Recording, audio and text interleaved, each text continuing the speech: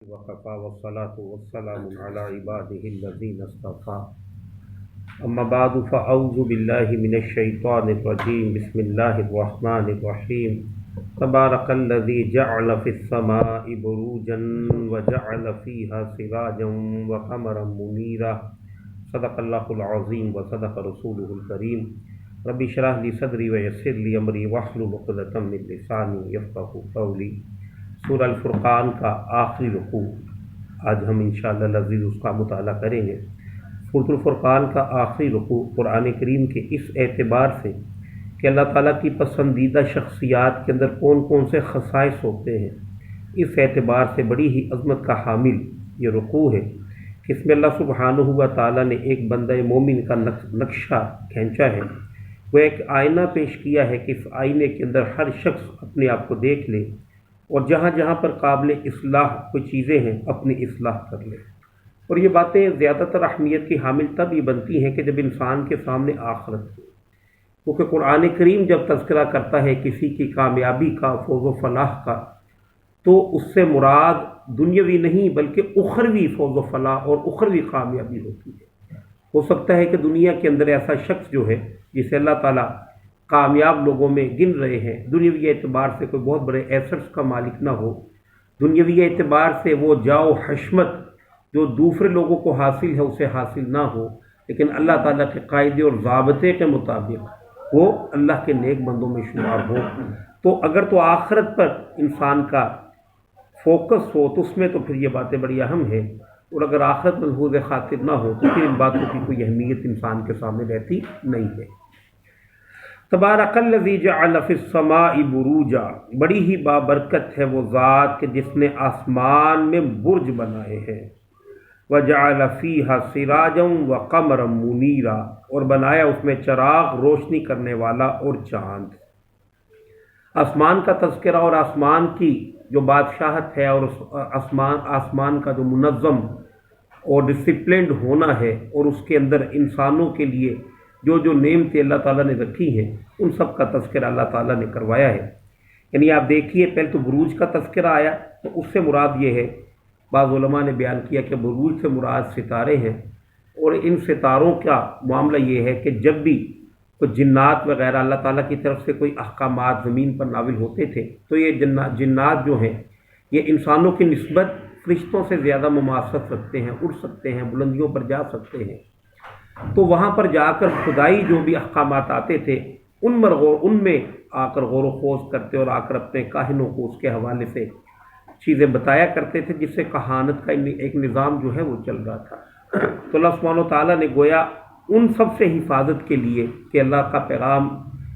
انسانوں تک بالکل واضح انداز میں پہنچے، تو یہ بروج جو ہیں یہ گویا کہ چھوٹی چھوٹی چوکیاں ہیں کہ جو اللہ تعالیٰ نے آسمانوں کے اندر نصب کر رکھی ہے۔ نمبر 2، وجعل فیہا سراجا، اور اللہ تعالیٰ فرماتے ہم نے اس کے اندر ایک روشن چراغ بنایا۔ اس سے مراد سورج ہے۔ آپ حضرات جانتے ہیں کہ چراغ سے دو چیزیں جو ہیں وہ واضح ہوتی ہیں، ایک تو ہیٹ ملتی ہے انسان کو اور دوسری روشنی۔ تو یہ دونوں معاملات کی سورج کے ساتھ اٹیچ ہے، اور ہماری زندگی جو ہے وہ ساری کی ساری اگر دیکھا جائے تو وہ سورج کے ساتھ بالکل منسلک ہے۔ آپ دیکھیے موسموں کا تغیر اور تبدل ہو سورج ہی کے ذریعے سے ہے، دن اور رات کا الٹ پھیر جو ہے جس سے ایک منظم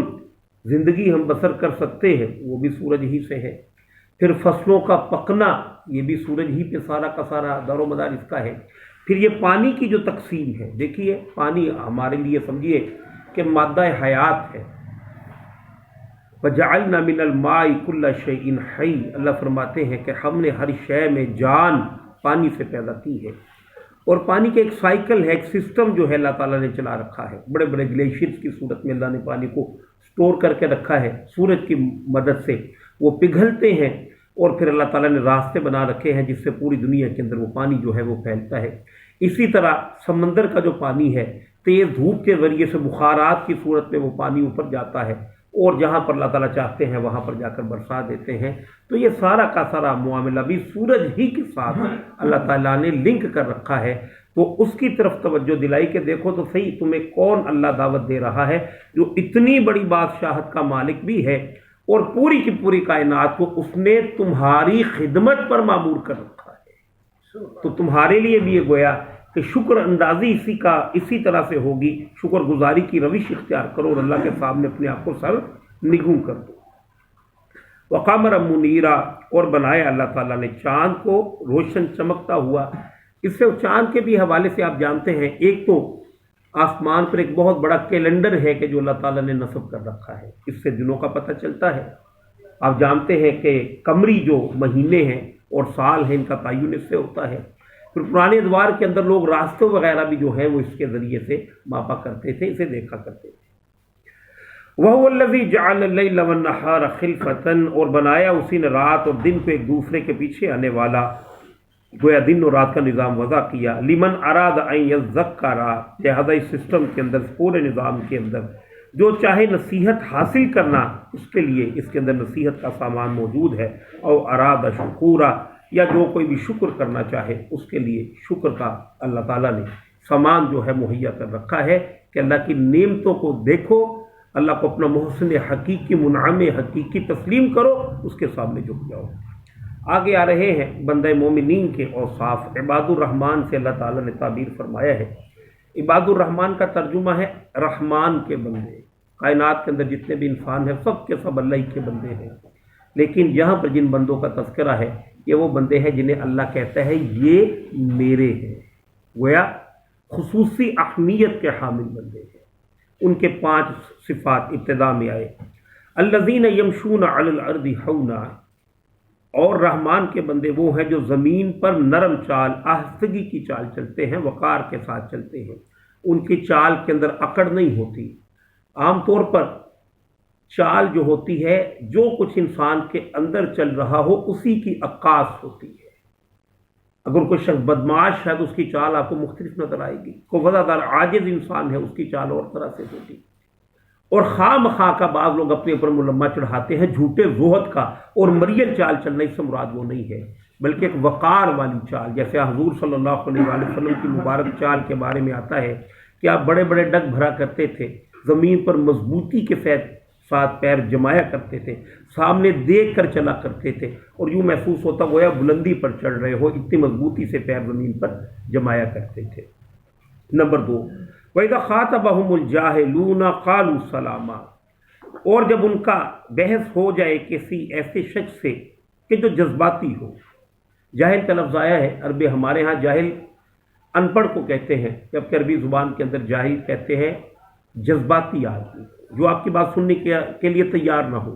آپ نے کوئی بات کرنی ہے، انہوں نے اپنی بات ہی آگے سے پیش کرنی ہے، اسے قرآن کریم یا احادیث کے اندر یا عربی زبان کے اندر جاہل کہا جاتا ہے۔ فرمایا جب مومنین کی کسی جاہل سے بحث و مباحثہ شروع ہو جائے تو اسی بحث و مباحثے کے اندر وہ لگے نہیں رہتے کہ اپنا بھی وقت ضائع کرے، سامنے والے کا بھی وقت ضائع کرے، اور پھر یہ جو بحث ہے، یہ جو گرما گرمی ہے، اس سے کوئی پازیٹیو نتیجہ بھی نہیں نکلتا۔ تو لہذا وَإِذَا خَاطَبَهُمُ الْجَاهِلُونَ قَالُوا سَلَامًا،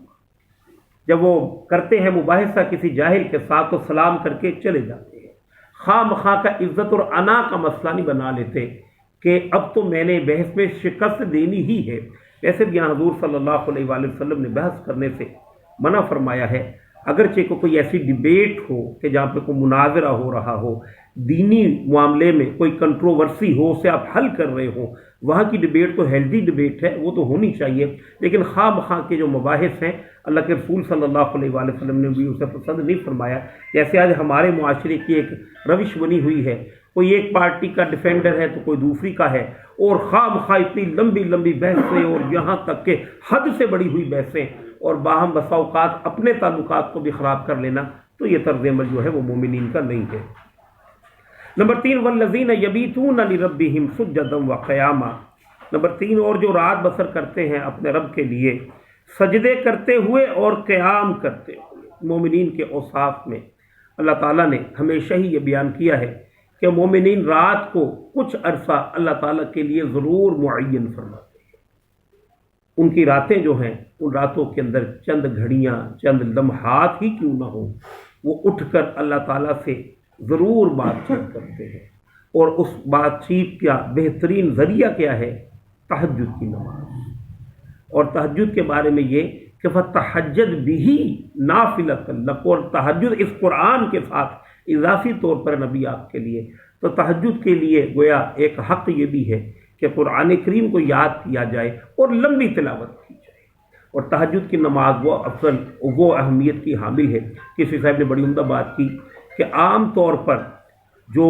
نمازیں ہوتی ہیں ان کی اذانیں اللہ کے نائبین معذین جو ہوتے ہیں وہ دیتے ہیں، لیکن تہجد کی کوئی اذان ہے؟ کوئی اذان نہیں،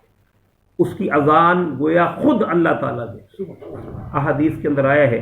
کہ اللہ تعالیٰ اپنی شان کے مطابق آسمان دنیا پر تشریف لاتے ہیں، اور آسمان دنیا پر تشریف لا کر فرماتے ہیں ہے کوئی اس وقت جو کوئی حاجت مند ہو اس کی حاجت کو میں پورا کر دوں، کوئی مریض ہو دعا مانگے میں اسے شفا دے دوں، ہے کوئی مانگنے والا جو تنگ دست ہو اس کی میں تنگ دستی کو دور کر دوں، ہے کوئی مانگنے والا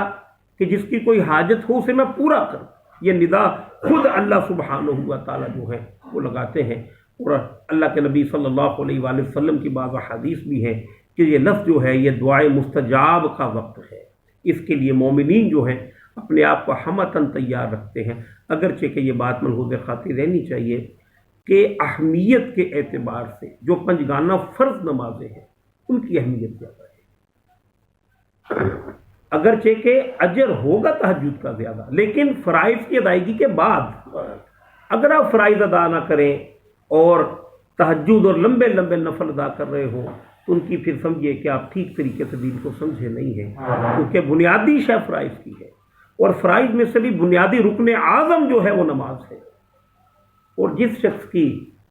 نماز اچھی نہیں ہے سمجھیے کہ اس کے معاملات کے اندر بہت خرابی ہے، اس کی طبیعت کے اندر حشاشیت بشاشیت نہیں آ سکتی، اس کے امور کے اندر آسانی پیدا نہیں ہو سکتی۔ حضور صلی اللہ علیہ وآلہ وسلم نے ارشاد فرمایا ہے کہ صبح کے اوقات میں جب یہ بالکل نماز اذان کا ٹائم ہوتا ہے تو شیاطین جو ہیں وہ ہر بندے کے پاس آتے ہیں، اور جو شخص نماز کے لیے نہیں اٹھتا اللہ کے نبی نے فرمایا شیطان اس کے کان میں پیشاب کرتا ہے۔ اب یہ گویا کہ جو اس کی کیفیت ہوگی اس سے وہ صبح کرے۔ پھر حضور صلی اللہ علیہ وآلہ وسلم نے ارشاد فرمایا کہ رات کے پچھلے پہر آ کر شیطان ہر شخص پر 3 گرہیں لگاتا ہے۔ اب جو شخص ہے وہ صبح اٹھا، صحیح حدیث ہے، ایک تو اٹھا وہ فجر کے لیے گرہ کھل گئی، اب وہ رفع حاجت کے لیے گیا ہے، اس نے وضو کیا ہے، اس کی دوسری گرہ بھی کھل گئی، اور نماز ادا کر لی تو تیسری بھی کھل گئی۔ اب اس کی طبیعت جو ہے وہ حشاش بشاش ہوگی۔ اور جس شخص نے نماز فجر نہیں پڑھی اس کے کان میں اس نے پیشاب کیا ہے اور اس کے وجود پہ اس نے 3 گرہیں باندھ دی ہیں، تو وہ جکڑ بندیاں جو ہیں وہ گویا کہ ہوں گی، اور کس سستی اور کاہلی کے ساتھ اس کے دن کا آغاز ہوگا، اور پھر اس پر صدیاں گزر گئیں، کئی سال گزر گئے فجر نہیں پڑی، تو اس انسان کی زندگی کے اندر کہاں پر برکت ہوگی، اس انسان کی زندگی کہاں انسانی سطح پر ہوگی۔ یہ گویا کہ بڑی بنیادی شے ہے نماز، اور ویسے بھی نماز جو ہے دنیا کے اندر بھی انسان کو بے حیائی اور برائی کے کاموں سے روکتی ہے، انسانوں کے کاموں کے اندر معاونت پیدا فرماتی ہے، اللہ تعالیٰ کے ساتھ ایک تعلق کو مضبوط کرتی ہے۔ نماز سے اللہ تعالیٰ نے فرمایا کہ مدد حاصل کرو، نماز سے اللہ تعالیٰ کا قرب حاصل کرو۔ نماز، اور پھر خود رسول اللہ صلی اللہ علیہ وسلم نے بھی یہ فرامین ارشاد فرمائے ہیں کہ میری امت میں رزق کی تقسیم کا وقت صبح کا وقت ہے، اور ہماری کیفیت یہ ہے کہ رزق دینے والا دروازہ کھٹکھٹاتا رہا، ہم سوئے رہے، اور بعد میں ہم رونا روتے ہیں کہ ہمارے ہاں برکت نہیں ہے، ہم تنگ دستی کا شکار ہیں۔ یہ ہماری اپنی سارے معاملات ہیں جس کی وجہ سے ان ساری چیزوں سے واسطہ ہمارا پڑ رہا ہے۔ آیت نمبر 64 تک پڑھا ہے، یہیں سے انشاءاللہ العزیز کل دوبارہ پڑھیں گے۔ وآخر دعوانا ان الحمدللہ رب العالمین۔ الحمدللہ رب العالمین۔